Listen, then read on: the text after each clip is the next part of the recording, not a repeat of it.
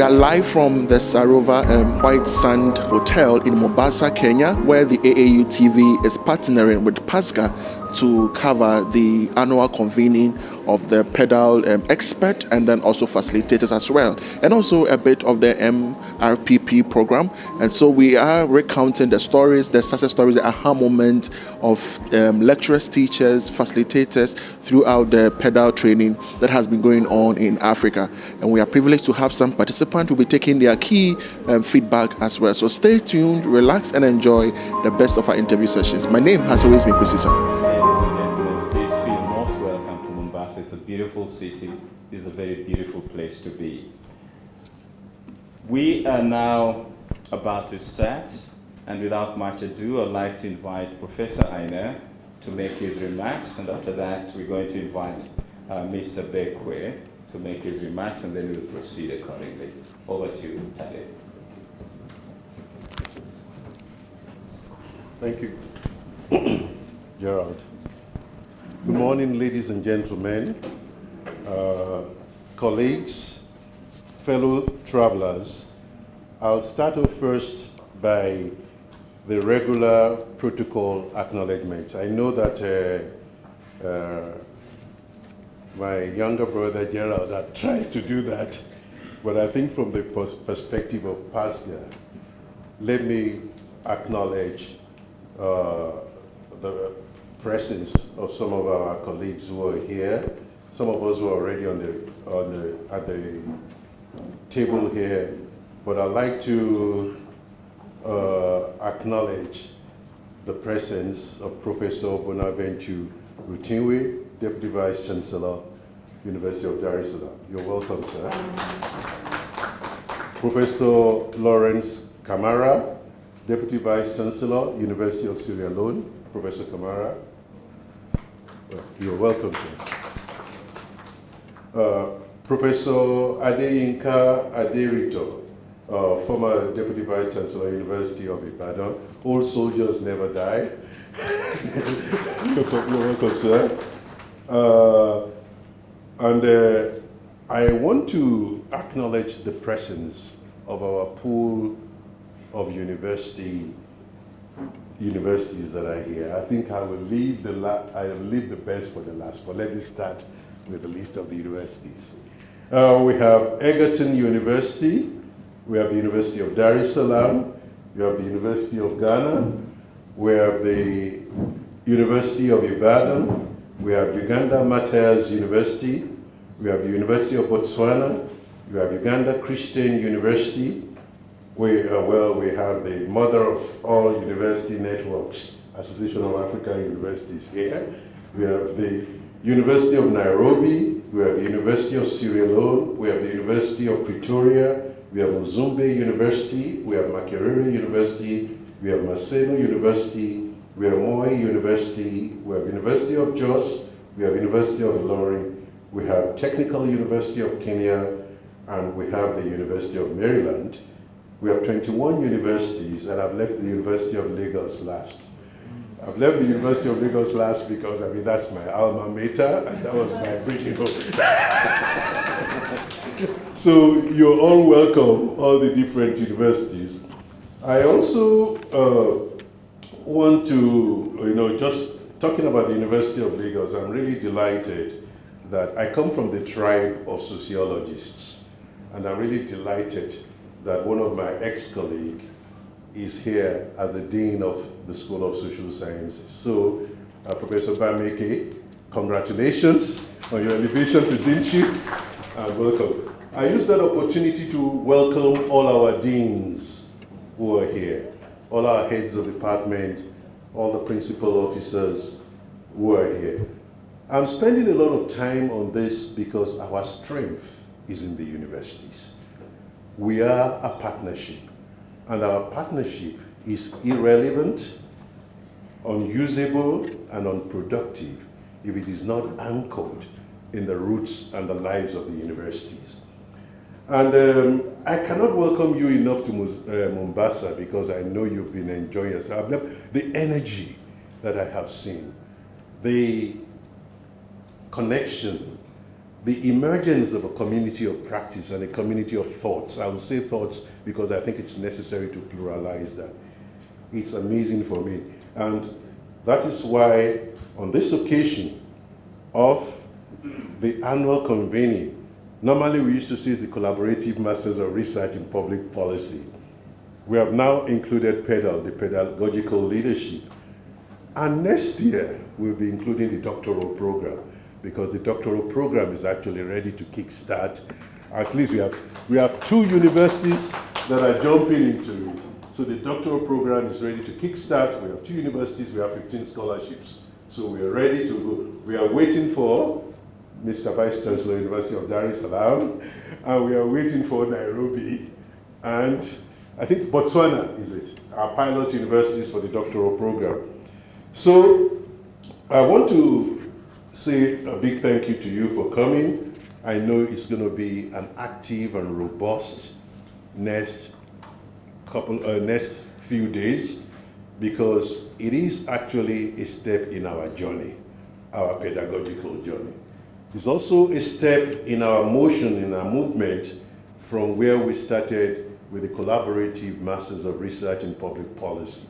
And our journey is very interesting because it started from the formulation of an idea about learning and teaching, for which we had no name. Beatrice, you remember, we kept calling it alternative pedagogy, and I would say, what is the alternative pedagogy? That was where we started with the Collaborative Masters of Research in Public Policy. And the reason we did that was because we knew that learning and teaching had to change on our continent. The learning and teaching had to change in our universities. And learning and teaching had to change because our universities were no longer the same. And Professor Kiamba, my good old friend, I was saying that you are a walking encyclopedia. When I was introducing you to colleagues, maybe I should unmask you a little bit, that you are a walking encyclopedia of innovations and transformations in contemporary African higher education. You know, you've seen it all, he's done it all. Vice Chancellor, Permanent Secretary, Leader of Government, and World Bank, African Development Bank. So we are really privileged to have you here. And we want you to be both the gadfly and the midwife, almost in a Socratic sense. You sting us, and then you help us, you help to deliver us of our ideas. Because we cannot continue with the old ways of doing things. We cannot continue with the old ideas. And we cannot continue with the old remonstrations. And at the same time, we cannot continue to have our government leaders diminish and demean our universities. Because I believe there's a sustained attack. In Nigeria last week, the responsibility for the failure of Nigerian development was thrust right on the shoulders of Nigerian University by a president who was part of the class of 1966. Yes, they were part of I call them the class of 1966, and Nigeria has never recovered since. They, when they were 29-year-old and 31-year-old, you know, took the destiny of the nation and almost throttled his throat for 50 years. And yet they come around and say, universities, if you have failed, because everywhere there's a sustained attack on the higher education sector. And because we're a governance institution, I was saying to colleagues yesterday, I said this is a governance issue. Because basically it's about the authority of knowledge. It's a delegitimization of the real legitimate producers of knowledge, and a reduction and erosion of their authority to speak for the knowledge. Because professors are professors because they profess, and to profess is to speak for.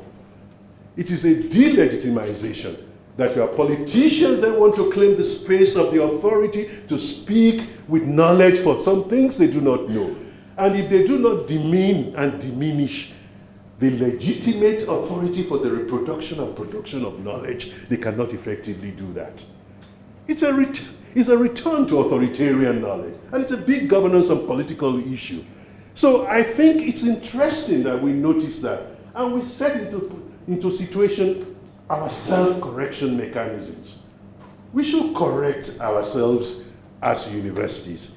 And one of the interesting things there is that PedaL, the experiment we have started here, is an element of that process of self-renewal and self-engagement and self-reclamation. I think the fact that we're doing this ourselves, the fact that we are challenging our learning and teaching, the fact that we are having people who have been professors for 40 years and people who are fresh postdocs sit in the same place and reclaim and talk to each other and engage each other and learn from each other and renew each other is actually a step forward in that process. It's not gloom and doom about African universities. Everywhere you go, the authoritarian, authoritative leaders who want to claim the monopoly of knowledge and the authority to speak, to interpret us in every way, although the domains of interpretation are plural and diverse. They want to interpret history, they want to interpret physics, they want to interpret politics, they want to interpret economic development. That kind of concentration of knowledge does not exist in one person. Neither does that kind of concentration of knowledge even exist in our universities. That is why in terms of supervision, we are sharing resources. In terms of training, we are sharing resources. That is why PASGR is here. For staff mobility, staff engagement, sharing of resources, sharing of knowledge. And that's what we're going to be doing this week. We're going to be engaging, we're going to be sharing, we're going to be critiquing each other, we're going to be in a reflective mode, we're going to be in a learning mode. It is part of our journey, pedagogical journey.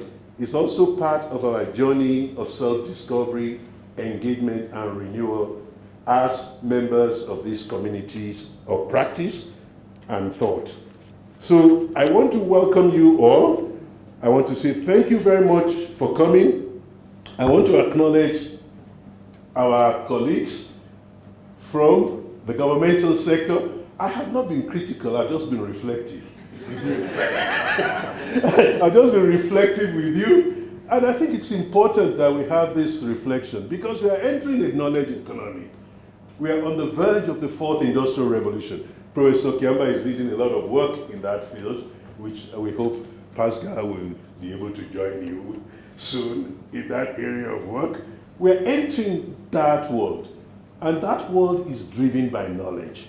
And the knowledge of that world is not the knowledge of divine revelation. Our politicians cannot wake up and say, I had a dream yesterday, and this is the way Kenya should go, or this is the way Tanzania should go. That's no longer the way. It's evidence-based knowledge that has been developed and generated through the protocols and the processes of knowledge creation, either in the humanities, in the sciences, or in technology.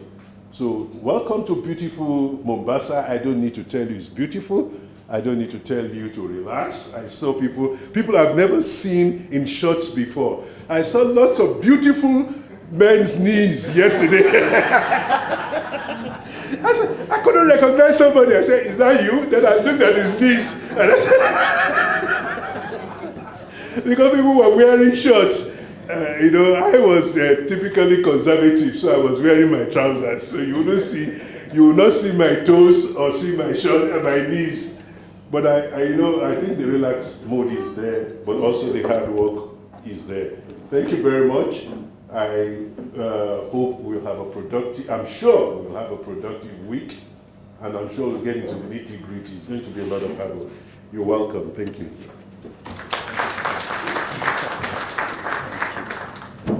Thank you very much, Professor. And I don't know what else you saw in those shots. I don't know what else you saw in those shots. Colleagues, we've got these 4 Twitter handles. Tade just said something about shorts that I'm sure you'd like to tweet about. So, but on a more serious note, if there's something interesting about our discussions, there you go. There's something I forgot to mention. Just like they do on the planes, we've got about 5 emergency exits here. So in the unlikely event of a fire, sorry, there's 1 there, and 2 there, Is there another one somewhere here? Over there? And as they always say, please be calm. Leave your laptops and everything here and walk out calmly. There'll be someone out there to direct you to a gathering point. Okay. Okay, ladies and gentlemen, thank you very much, Prof. Aina. You would agree with me that those are very powerful remarks. The assault on the university, that's quite critical. If you go back to the whole idea of the African university being a developmental university and the challenges it has experienced over time, and the irony that afterwards people can stand aside and throw stones at it and say, look, you've not delivered. The very interesting debates there. Allow me now to invite Mr. Ransford Bekwe, who is representing the Secretary General of the Association of African Universities. Over to you, sir.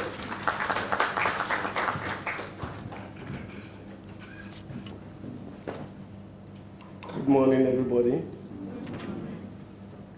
The Executive Director of PASGR, members of the High Table, Professor Crispus Kiamba, my mentor. I'm privileged to be here on behalf of the Association of African Universities, whose headquarters is in Accra, but we have regional offices in Khartoum, Sudan, and then in Cairo, Egypt. One of my educational mentors is also called Professor Pai Ubanya, who is Nigerian and former director of West African Exams Council. When Professor Pai Ubanya is talking about education, or what he calls educationeering, he lays emphasis on one thing, which is quality education, quality education, quality education. And when he's talking about quality education, he's talking about education that leads to the development of the human person, which is the head, the hand, and the heart.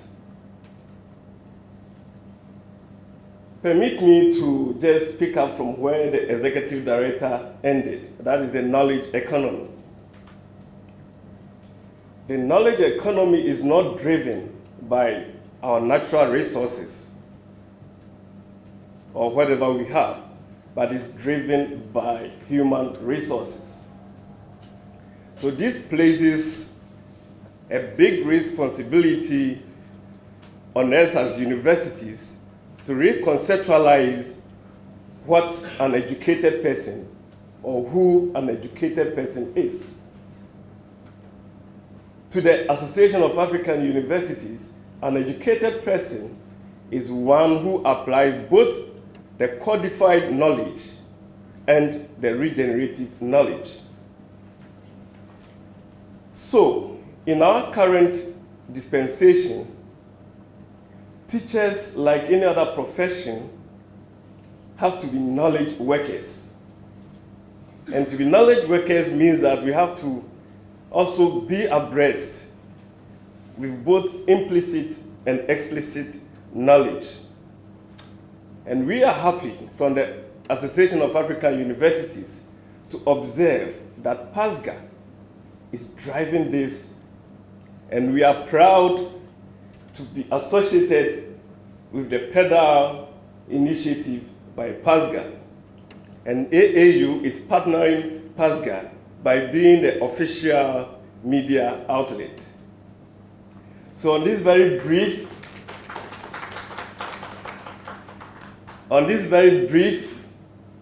remarks, I wish everybody a very successful deliberation. Thank you very much. Thank you very much, sir. Colleagues, please permit me to invite Dr. Budo, speaking on behalf of Dr. Julius Juan from the Kenya Institute of Curriculum Development. Over to you, Dr. Tariq. Thank you. Good morning, ladies and gentlemen. As I speak, I know for those of us who love soccer, Africa Cup of Nations is ongoing in Egypt. And as a Kenyan Yesterday I stayed late in the night to watch my team being welcomed to the stage, 2-0. And in that spirit, I want to welcome all of you to Mombasa. So turn to your neighbor and say, Karibu Mombasa. You can shake hands or high five. Karibu Mombasa. Thank you.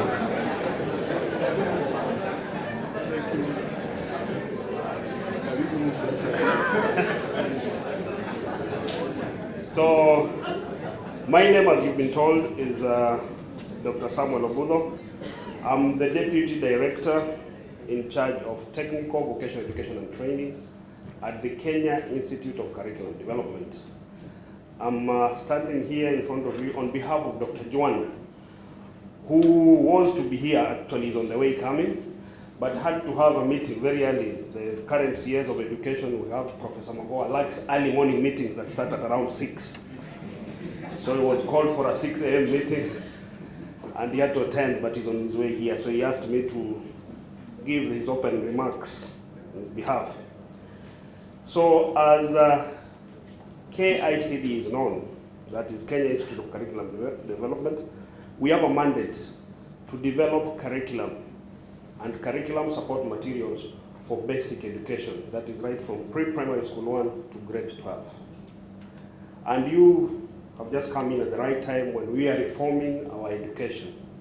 We are moving from a system that we used to call 8-4-4. That is 8 years of primary education, 4 years of secondary, and 4 years of university, to a new one that we are calling 2-6-3-3. 2 years pre-primary, 6 years of primary, 6 years of secondary, that is junior secondary 3 years, senior secondary 3 years, and then 3 years at the university. This meeting would not have happened at a better time than this, because as an institution, we are mandated to develop curriculum for basic education below university. But we have to collaborate with the university, because the university provide us with the teachers who teach at the secondary school level and also the teacher training colleges.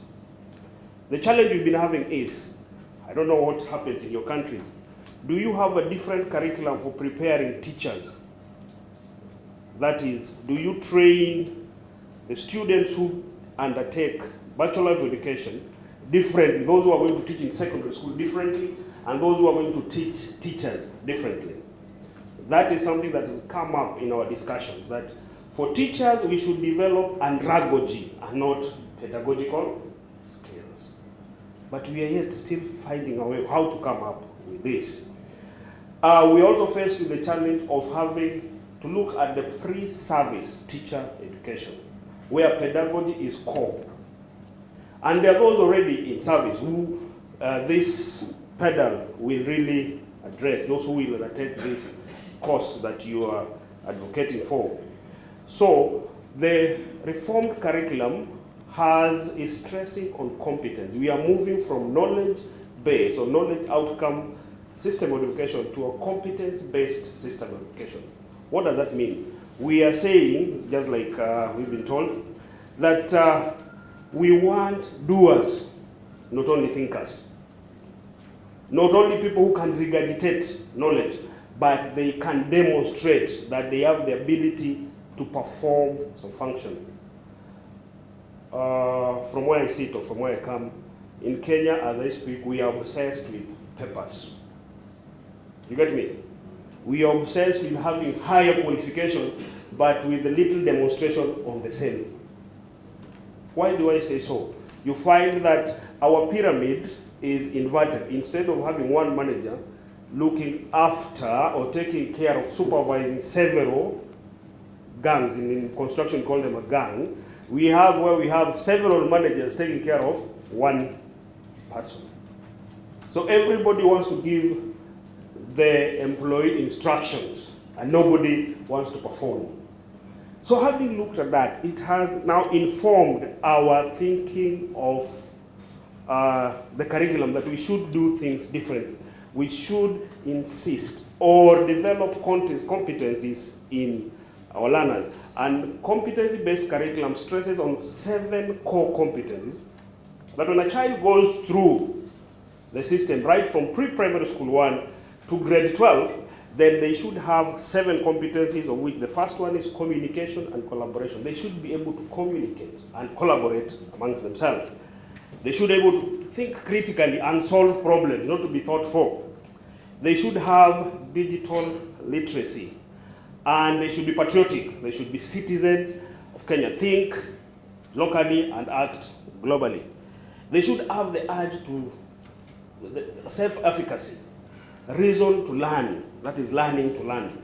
I've just mentioned but a few. So all said and done, the best thing that is happening in our country now is the competency-based curriculum, of which the pedagogical leadership program will really add or aid into making it a success. It wasn't my day, it was day for Dr. Juan. I've just spoken on my own thinking, and I think if he was standing here, he could have said the same things that I've said. Otherwise, asanteni sana and karibuni Mombasa. Thank you so much. I was very anxious when he started referring to the match last night. I'm happy he didn't mention the outcome of the match. Maybe the team needs some competency-based coaching. Colleagues, on a serious note, may I please invite Dr. James Mwangi Kiburi, Director, Higher Education, Ministry of Education, Kenya, to speak to us. Karibu Daktari.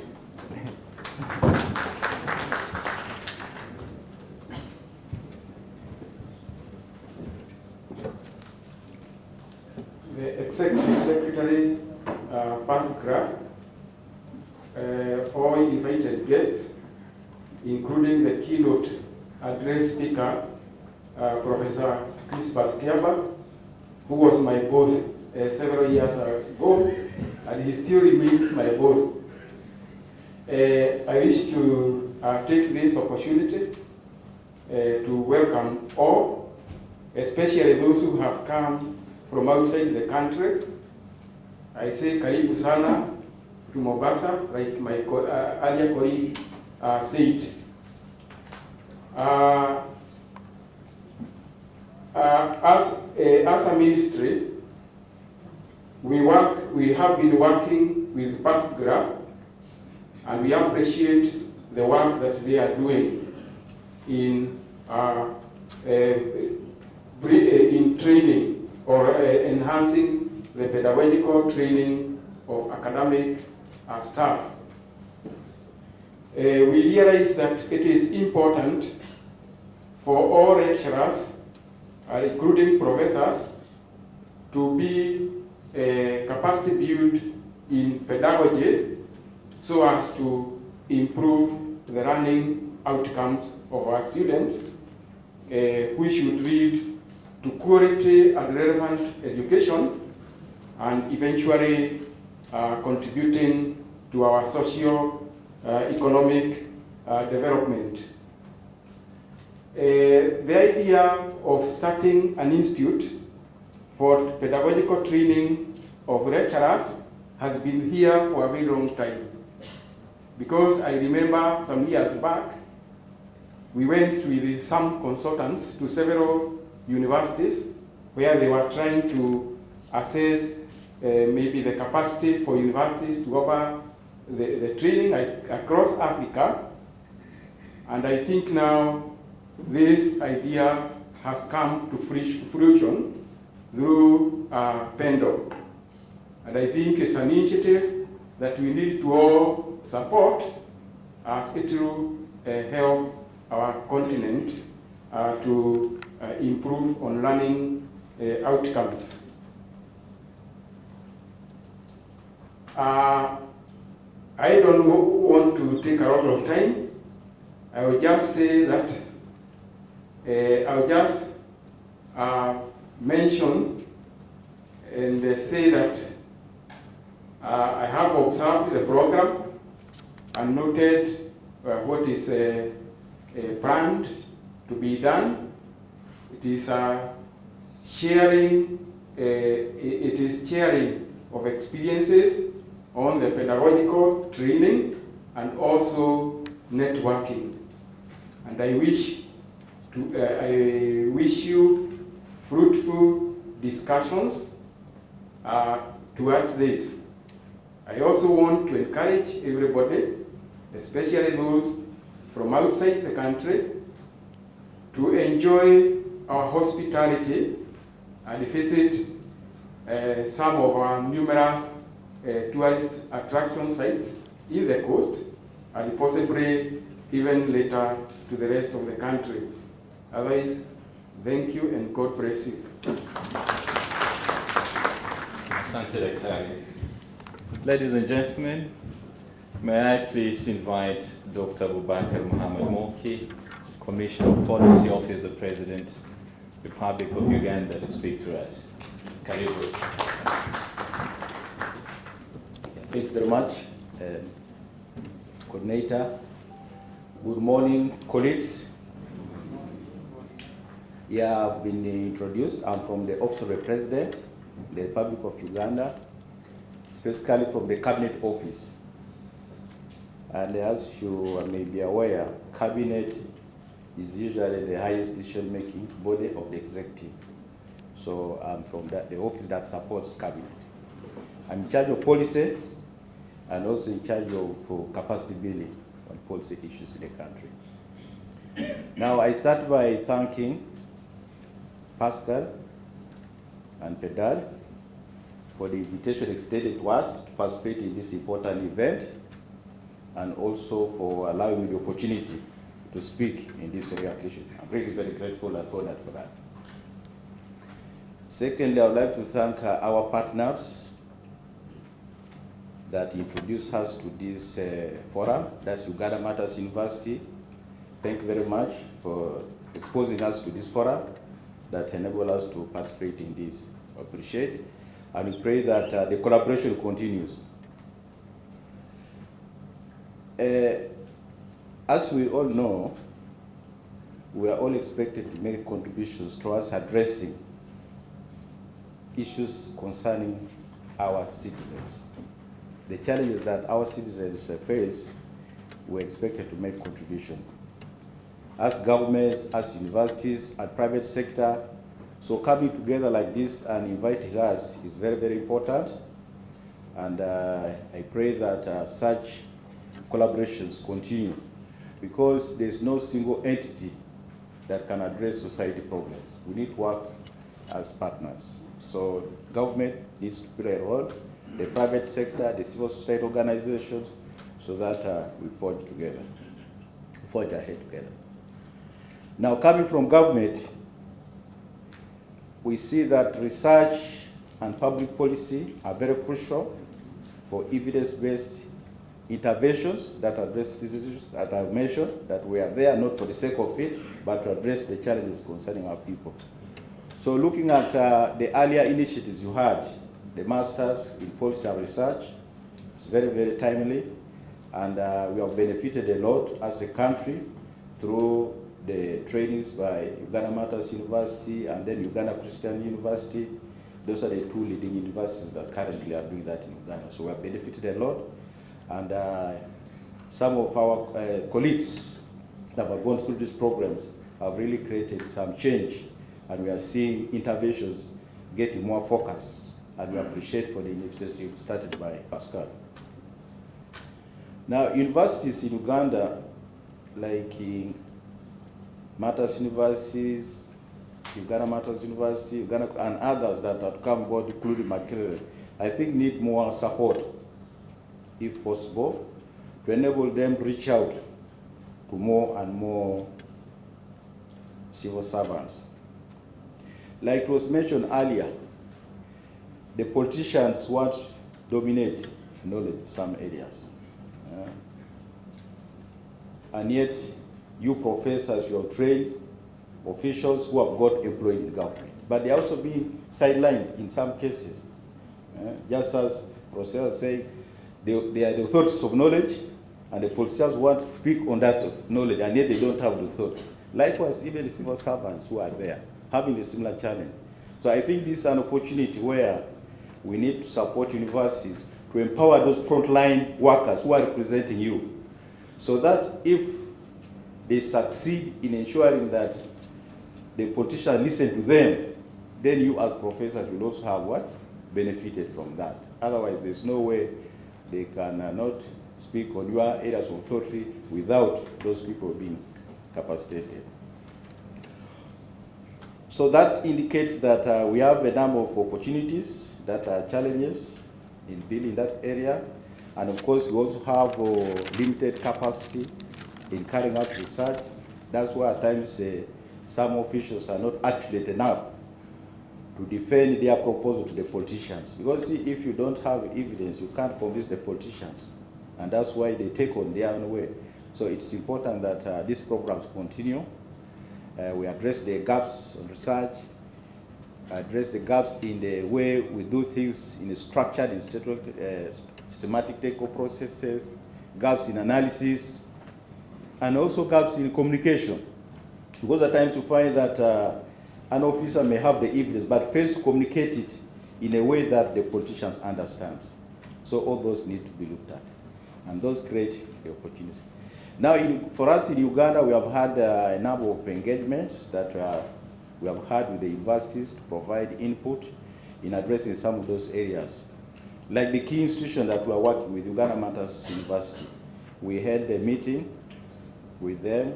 We have had a number of meetings. They have also made presentations to the policy analyst cadre. In Uganda, we have a cadre called policy analyst cadre. They are the policy advisors to government, so they have engaged with them.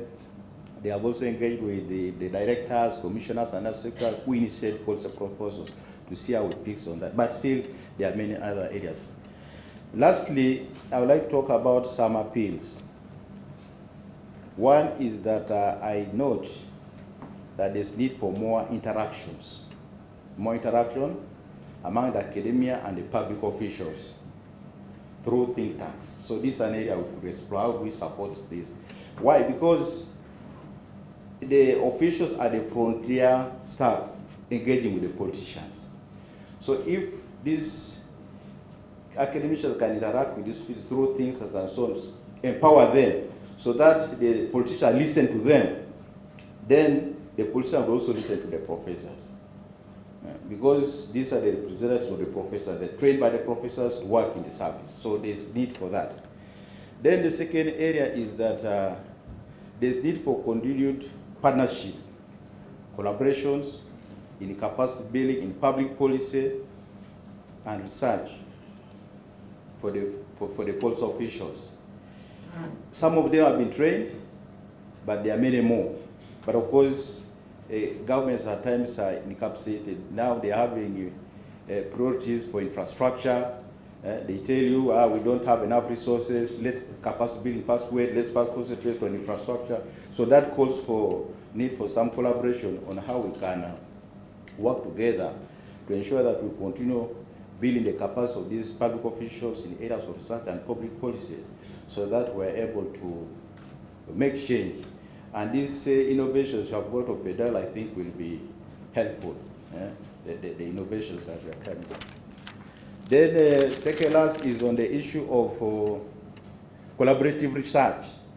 There's need for some support in that area, where the academia and public officials carry out some joint research, so that contemporary issues are addressed. Because most often politicians don't want to look at research done by academicians. That's theoretical. That's why you find that there's a lot of research works in various universities, and yet government officials cannot apply.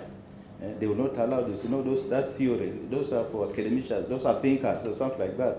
But if you have a system where we have collaborative research, then the input of the officials will bring in that practical aspects, and then it will be more action-related. And I believe that it will work.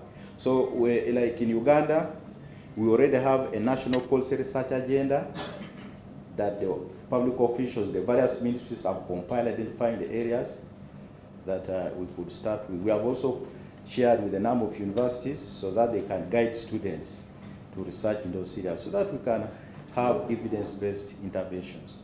But of course,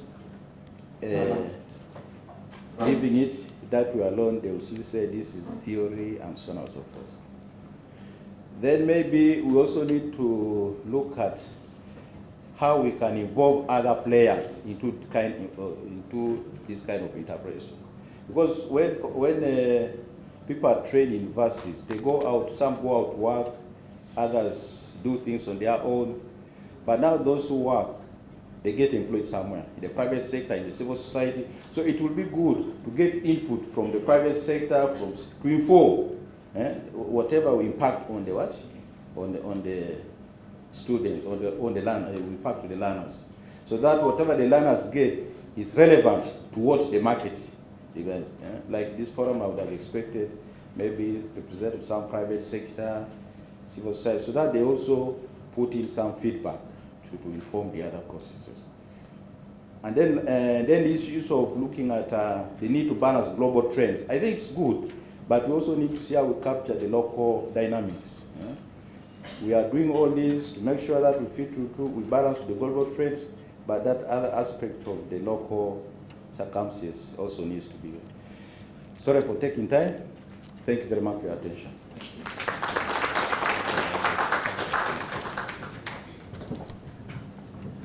Thank you very much, Dr. Moki, for those very, very useful remarks.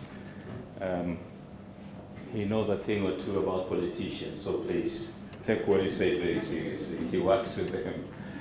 Colleagues, please join me in applauding this distinguished panel of speakers for those opening remarks.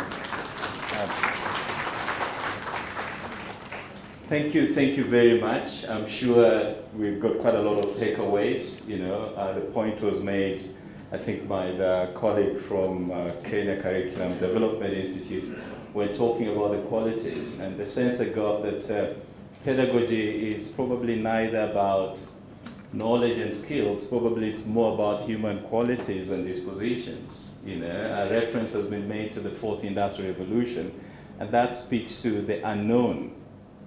Okay, Tade talked about us being just about to get there, but it's unknown, and so the question becomes, how do you teach for the unknown? Okay, how do we get ready? What must we do? What kind of pedagogy, and in fact curriculum, do we need to implement to be able to achieve or optimize the affordances that come with the fourth industrial revolution? I'm not a speaker. So let me again thank you, the panel. Thank you very much. We're now moving to the next presentation, and that's by Beatrice, who is going to speak to us about PedaL and MRPP. We all know Mama PedaL, so I don't have to introduce her, isn't it? Okay, over. So if that is not an exceptional learning moment, what is it? This is what PedaL is all about. All government officers present, our keynote speaker, my former and present boss, Professor Kiamba, university leadership, our thought leader, Professor Tadeaina, colleagues and champions of PedaL. Good morning, and thank you very much for coming to celebrate this birthday. So I'll tell you what you know, because we are all part of this family, but especially for our guests, I think it will be very insightful. You know that PedaL is one of 9 partnerships supported through the Strategic Partnerships for Higher Education Innovation and Reform. It is the only African-led partnership among those projects supported by DFID through Sphere. And we originally came together as 5 partners to put together this proposal and drive the partnership. Having started like that, we then invited all our MRPP universities, so they are very much at the core of this PedaL. We are also working with ARUA, Africa Research Universities Alliance universities, and these universities are focal as entry points into other universities. So PedaL is for everybody. Everybody must come on board for this transformation to realize its fruits. We want small universities, big universities, faith-based, private, public, all of them. And the results of our engagement at the hub training in Entebbe, you saw us bring Makerere very strongly on board. We tried to help them shed their light on PedaL with other universities. We had a small university, African Rural University. We had a university from a post-conflict region, Gulu University. We had Kisubi, Kiambogo, and of course our co-partners. When we went to Ibadan, we also had an opportunity to engage with other universities, University of Nigeria, Nsukka, Obafemi Awolowo University, University of Lagos, again, Jos, and many others. So this is the approach that whenever we go to any country, our partner university will help us to reach other universities. And so through PedaL, we have the 4 objectives, just enhancing the capacity of our champions, the teaching staff, to unleash their potential to innovate. In PedaL, the only instrument we have really is our ability to innovate through role plays, through case studies, through picking appropriate materials to help us maximize learning outcomes among students. So we are not cowed by the constraints within our environment because we know that we are the driving force. So through this process, you're able to use the innovations in delivering your courses. We strengthen the community of practice through this kind of interactions and our learning management system, and of course, catalyze university ownership. Simon? So why PedaL? We've gone through this before, you've experienced it, you have a better story to say, you know that it's dynamic. We start with the core, it can expand into a postgraduate certificate, diploma, and even a master's, and this is actually happening. It engenders deep learning as opposed to surface learning. It speaks to the local issues but also has a global perspective. The collaboration, everybody bringing something on board and sharing what is available across the partnership. And of course, the immediacy, the fact that we work on a course outline and immediately implement. That is really very exceptional and different from other training programs. So usually I don't speak to the design of PedaL because those who design PedaL are here. Please let's have all the resource persons come in front, resource persons, so that you can meet the team that put this together. Esther and your team, please clap for them as they come. They need courage. I'm Esther Sechidosin from University of Ghana, Legon, and on the innovative assessment team. So I'm Martin Kamara. I work on technology enhanced learning. Good morning, colleagues. My name is Chaim Baungeti. My name is Remy.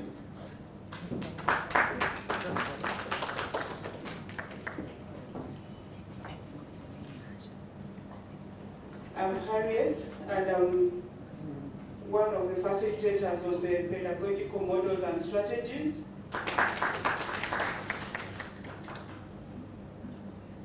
I have been asked to talk for myself. I'm David Wagombe from Strathmore University Business School. I lead in the case methodology, especially the e-cases of PASGR.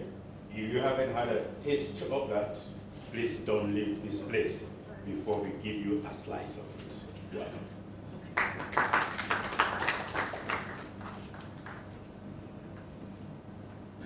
My name is Kola Babahide from University of London.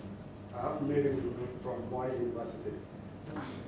Good morning all. My name is John Pamsha from the University of Jos curriculum. So we thought that we should separate it and make it quite known to all of us. Thank you very much. And finally, I'm Mama PedaL. I welcome you to the PedaL family and we'll do it in a special way.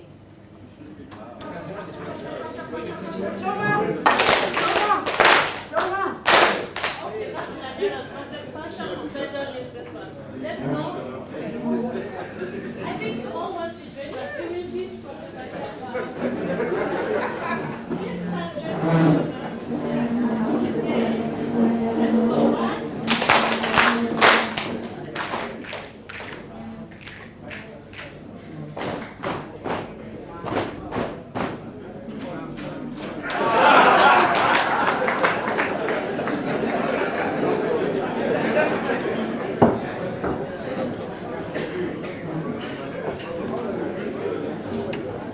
So back to the presentation again. We integrate all our learning in one tool, and that is the course outline. How does this work? Just what are the dominant things that stand out from those 6 learning areas in a course outline?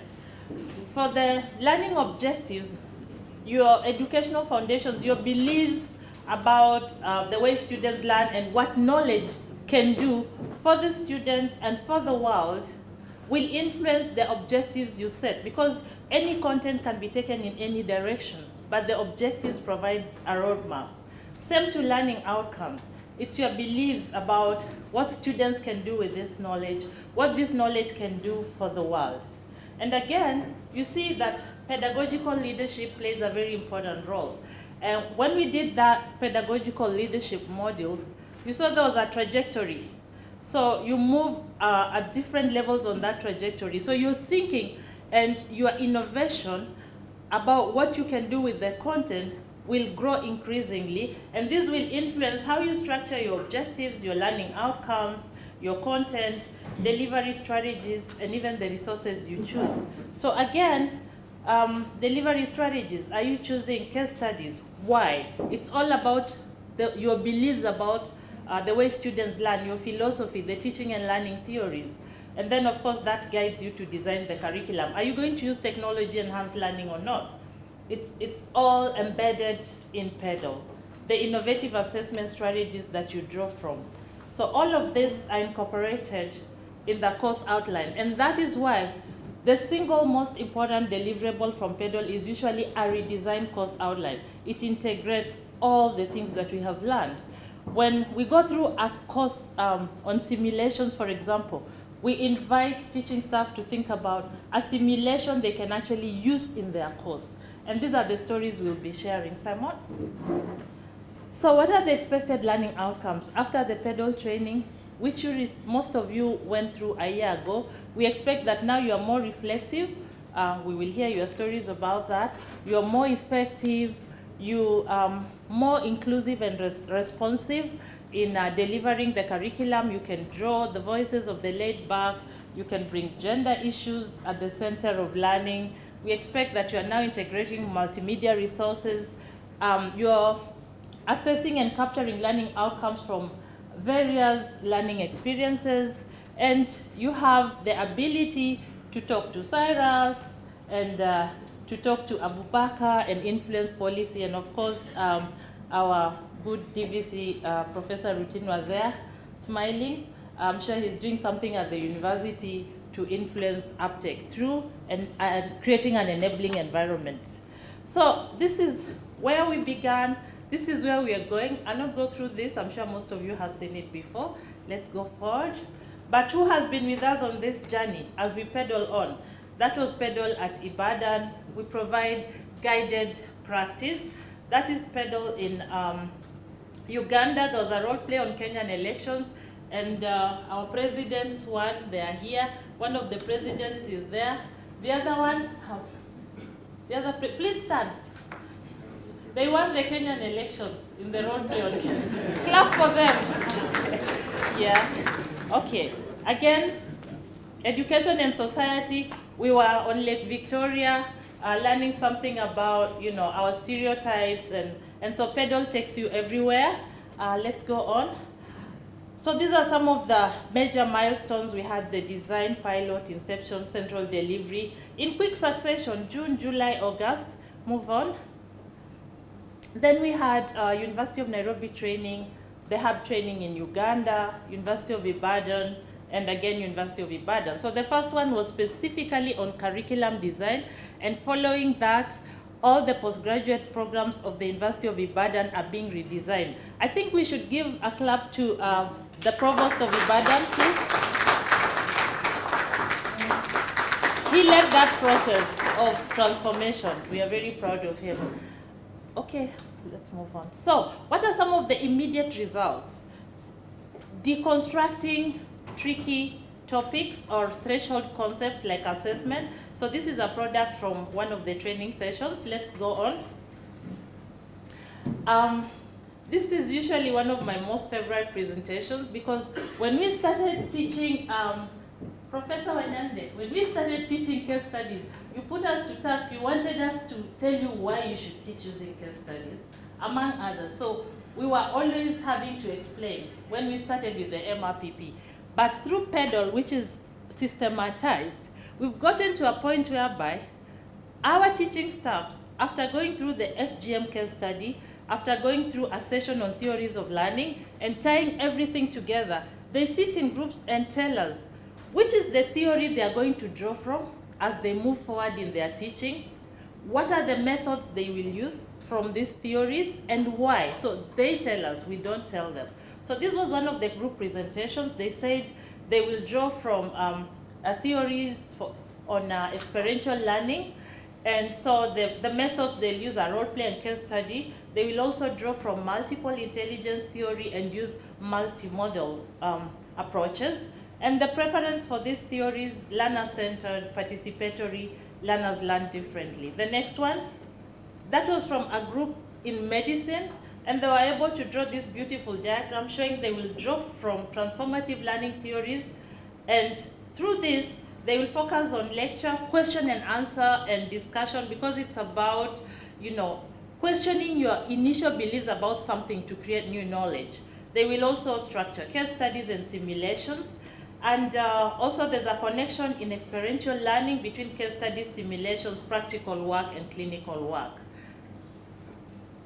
So our accomplishments in a nutshell, we have a quality and relevant demand-driven curriculum. So far we have trained 650 teaching staff in 1 year. When we designed PedaL, our projection was that we would train 1,000 teaching staff in 2.5 years, because we were not sure how you teach people who think they know everything. But the acceptability and the demand for PedaL has been overwhelming. And we are very happy to note that this transformation is real. So we have 30 participating universities, but growing very fast. Just here we are 20. The community of practice is very active on the learning management system and on the smartphones. So the first, you were among the first cohort. Then we had not really developed the telephony capabilities. Now Simon will help you to download Moodle on your telephone. So there's uptake within the Sphere partnerships. Even within the Sphere partnerships, they are being trained in PedaL because they recognize that it is the thing that's moving this transformation in pedagogy. We have redesigned about 400 courses. We have developed 20 e-cases, digitally enabled cases, to add on the 38 we have so far. So now, right now we have 58 e-cases. So the issue of I can't use case studies because there are no materials is not there. We are addressing that gap. We have integrated PedaL in STEM. At the University of Ibadan, we managed to help in the redesigning of about 10 STEM programs. There are spillover benefits also to undergraduate and, of course, institutionalization. So how are these innovations being institutionalized? At the University of Ibadan, as I mentioned, there was redesign of all programs, social sciences, arts and humanities, and STEM. Egerton University is at a very advanced stage of accrediting a postgraduate diploma in pedagogical innovation and practice.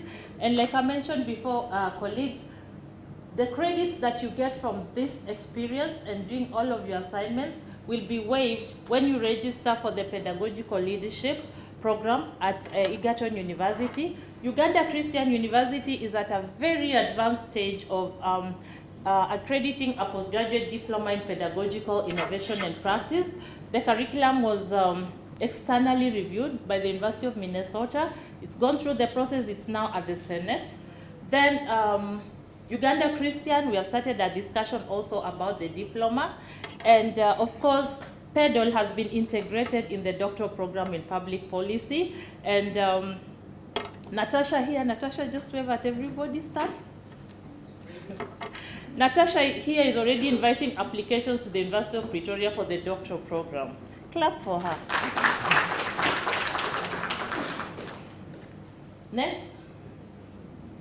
Yes, so today it's about PedaL on the move. And the questions we should be asking each other is, where are you? Where are you in these steps? We hope, and we have seen the general picture is one of growth, but we also acknowledge that you have faced some challenges. Those are the stories we want to hear. What are your challenges and how can colleagues in this room help you overcome? We know some have been moving steadily up, but we are a family, we are together, we are holding each other's hands, and we want to move forward together. Next. So what others say? What are people telling us about PedaL? And all this is documented in our feedback surveys. It's an eye-opener. It's a program for the future. It defines the next significant moment in my career. I am born again. I mean, what else would you want to hear? It's a must for all. Let's go. So that was a very engaging moment with that professor of mathematics from the University of Ibadan. And at the end of it, he said, I get it. Okay. What's your story? What's your story? That's why we are here, to share these stories of our pedagogical journeys. Thank you.